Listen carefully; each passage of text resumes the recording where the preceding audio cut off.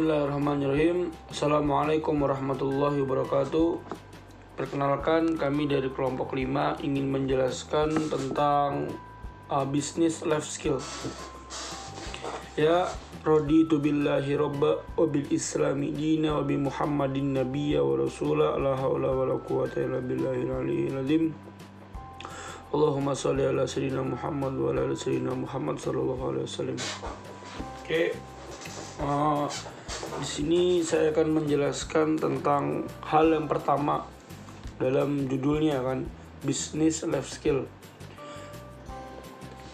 Business life skill itu beberapa konsep kewirausahaan.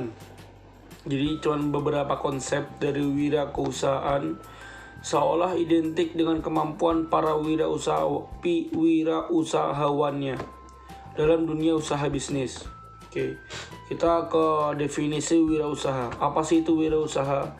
Wirausaha adalah mereka yang melakukan upaya-upaya kreatif, inovatif dengan jalan mengembangkan ide dan meramu sumber daya untuk menemukan peluang dan perbaikan hidup.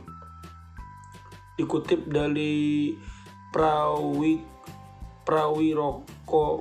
Prawirokusumo. Oke, tadi berarti wirausaha adalah mereka yang melakukan upaya-upaya kreatif dan inovatif dengan jalan mengembangkan ide dan meramu sumber daya untuk menemukan peluang dan perbaikan hidup. Oke. Kewirausahaan atau entrepreneurship muncul apabila seseorang individu berani mengembangkan usaha-usaha dan ide-ide barunya. Proses ini meliputi semua fungsi, aktivitas, dan tindakan yang berhubung dengan perolehan peluang dan penciptaan organisasi usaha, kata Surya. Esensinya adalah menciptakan nilai tambah di pasar melalui proses pengkombinasian sumber daya dengan cara-cara baru dan berbeda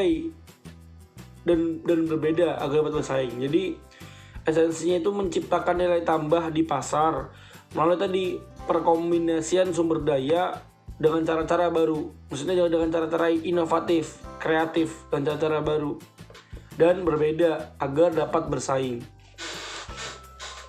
Menurut Drucker dari MPU Manajemen, kewirausahaan adalah orang yang mampu membaca dan menciptakan peluang di setiap perubahan zaman, perubahan situasi dan kondisi. Dia dapat mampu membaca situasinya.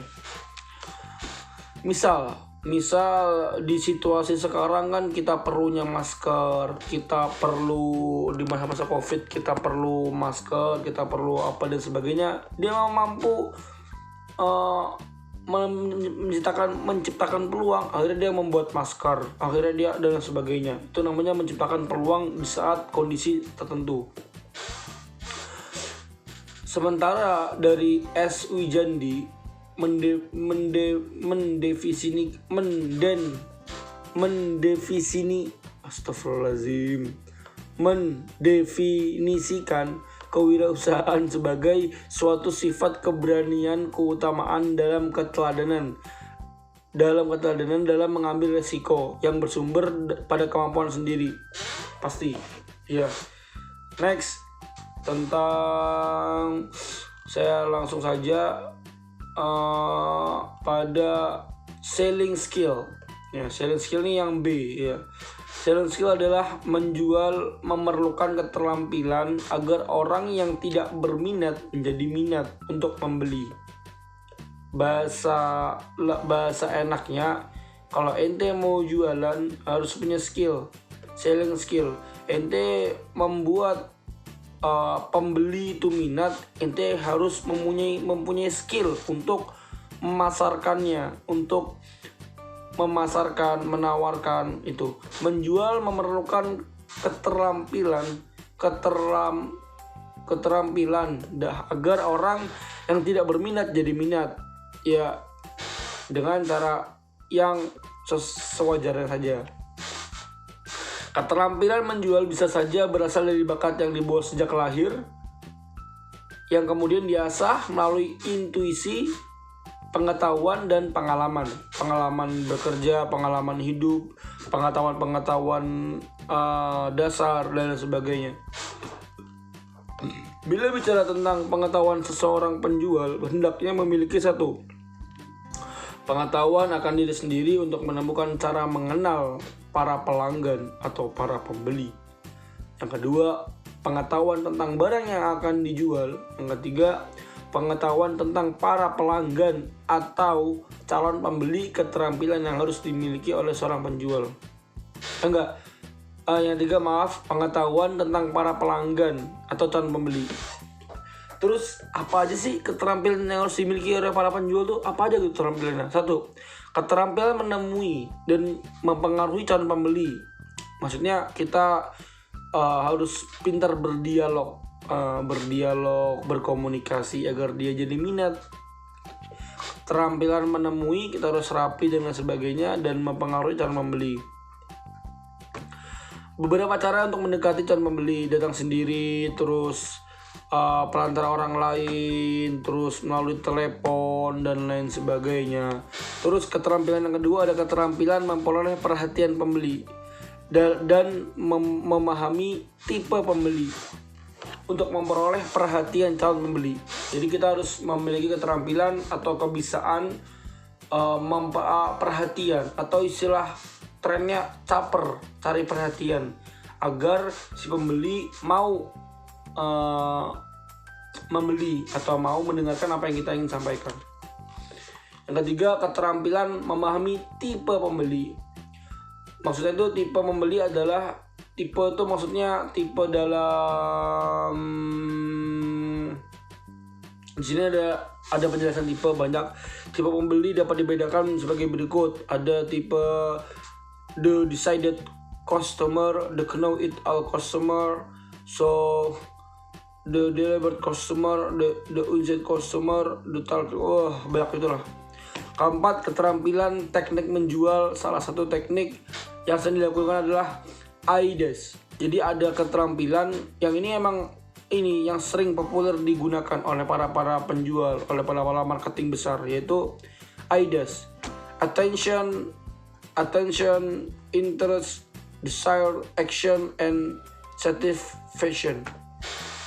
Diuraikan yaitu attention itu perhatian, itu tuh minat, terus desire keinginan, action tindakannya, satisfaction kepuasan membeli dalam merasakan apa yang dijual.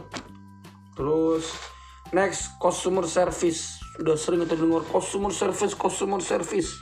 Iya kan ya.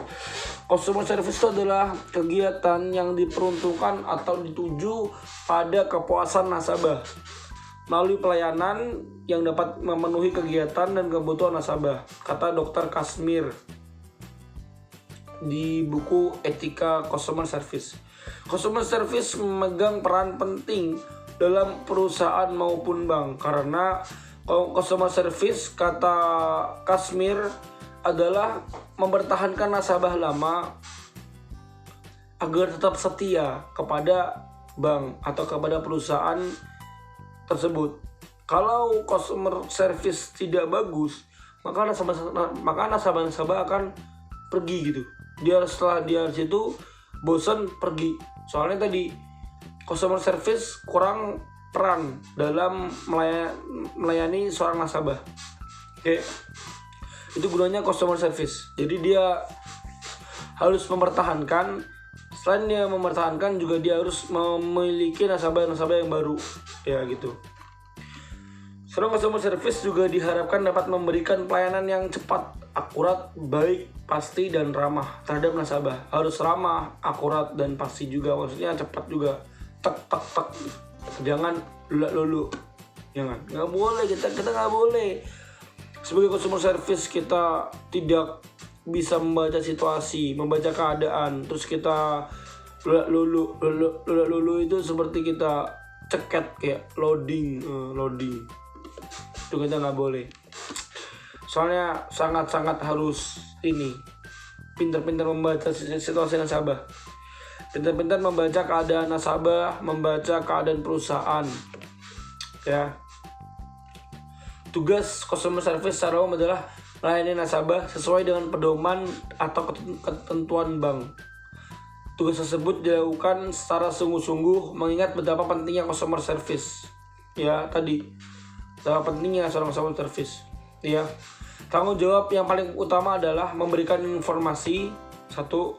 Kedua, pelayanan terbaik kepada nasabah terkait produk yang ditawarkan oleh bank. Pekerjaan customer service juga dikategorikan sebagai pekerjaan pokok karena melalui pekerjaan tersebut terdapat interaksi awal antar bank dengan nasabah melalui customer service atau konsumen perbankan untuk melakukan pembukuan rekening, simpanan, memperoleh informasi mengenai produk aktivitas bank. Kata Winarno dan Asti Celesia. Oke, sekian akan diteruskan oleh teman kita saudara Roy Fahrudin. Oke, untuk melanjutkan pemaparan teman saya Budi, yang selanjutnya adalah dari yang kita perlukan dalam business life skill. Dalam berbisnis, skill apa sih yang kita perlukan lagi? Selanjutnya adalah service excellent. Apa sih itu service excellent? Service excellent adalah memberikan pelayanan terbaik. Dalam suatu bisnis, kita harus memberikan pelayanan terbaik untuk memuaskan pelanggan, nasabah, konsumen. Nah, kita memerlukan service excellent. Maka kita akan bahas lebih dalam service excellent itu. Nah, service excellent artinya pelayanan. Dalam kamus bahasa Indonesia, yaitu pelayanan berusaha melayani kebutuhan. Pada konsumen biasanya memiliki masalah, atau misalkan kita menjual barang dan barang itu menurut mereka tidak cocok, maka kita sebagai service excellent mencoba menanyakan atau memberikan solusi apa yang diperlukan. Nah, apa sih yang diperlukan di dalam seorang business life skill yang tentang service excellent ini? Yang pertama adalah sikap. Sikap kita dalam melayani konsumen atau pelanggan itu harus baik.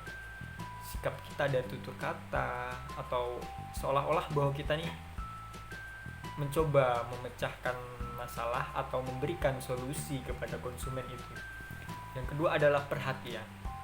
Nah, kita dalam service excellent ini kita harus memberikan perhatian. Apa masalah?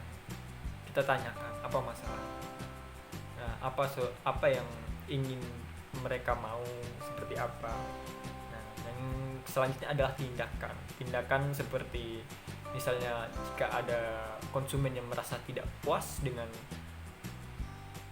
barang kita atau barang kita ada rusak, maka kita harus memerlukan tindakan diganti dengan yang baru, atau jika barangnya rusak maka servis, diperbaiki.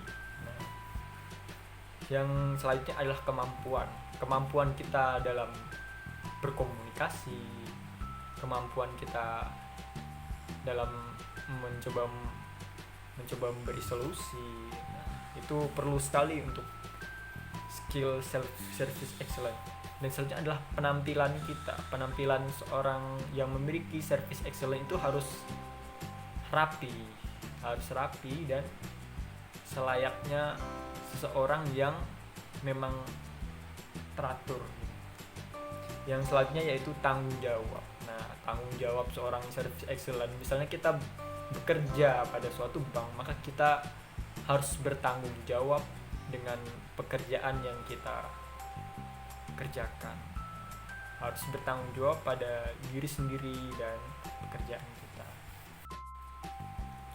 Nah, untuk pembahasan selanjutnya tentang business life skill, yaitu tentang making money without money. Nah, apa sih making money without money itu? Yaitu adalah mendapatkan uang tanpa harus menggunakan modal sedikit pun. Nah, bagaimana caranya seperti itu? Nah, kita hanya berkorban pikiran dan tenaga. Seperti pada bisnis online pada umumnya, membeli suatu barang lalu dijual kembali, tapi dengan kita tidak mengeluarkan modal sedikit pun. Seperti kita menjadi reseller, kita menjualkan barang orang tapi kita mendapatkan uang. Nah, itu tidak memerlukan sama sekali modal untuk kita. Nah, itu seperti itu, pekerjaan seperti itu banyak di kampung, di kota, maupun di mana saja pekerjaan itu banyak. Contohnya making money without money, mendapatkan uang tanpa modal, itu seperti kita menjadi distributor. Nah, kita menjadi distributor yang berhadapan langsung dengan para konsumen. Kita yang menawarkan barang, kita yang mempromosikan sebuah barang, menjadi distributor. Kita memberi barang dengan jumlah yang banyak, atau tidak memberi barang tapi menjualkannya kepada orang lain, sehingga kita mendapatkan uang tersebut tanpa kita harus mengeluarkan modal sedikit pun. Untuk making money without money ini memang perlu kepercayaan diri kita sendiri, skill kita, dan memang tingkat PD kita harus ditingkatkan untuk making money without money. Mungkin seperti itu saja pemaparan tentang making money without money. Kesimpulan dari business life skill. Dalam dunia kewirausahaan, business life skill itu sangat penting, karena memang harus memerlukan inovasi, kepercayaan diri, dan banyak yang memang harus kita kuasai untuk memang kita mempunyai skill berbisnis pada diri kita. Seperti tadi service excellence, customer service, making money without money. Nah, itu memang sangat penting untuk memang seorang kewirausahaan. Cukup sekian video dari kami. Jika ada yang ingin